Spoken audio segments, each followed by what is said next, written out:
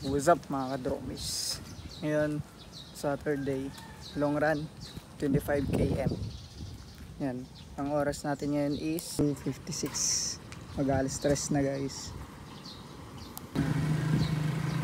Hindi na lang, babahain na kami.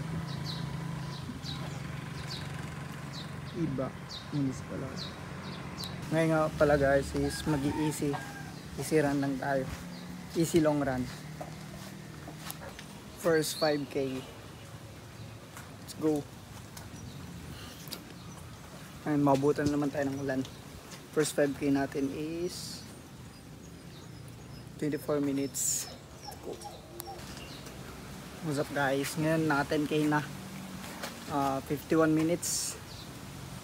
And siguro mabot ang 3 minutes tong rest ko. Yan. Let's go. Last 15 km.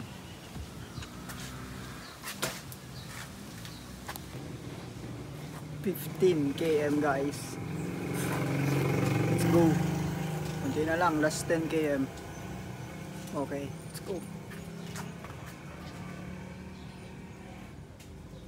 Hindi umaambon. What's up guys? Ngayon, minuto on na siya ng 20 km. Kasi yung katawan ko is hindi na makasabay ngayon sa weather.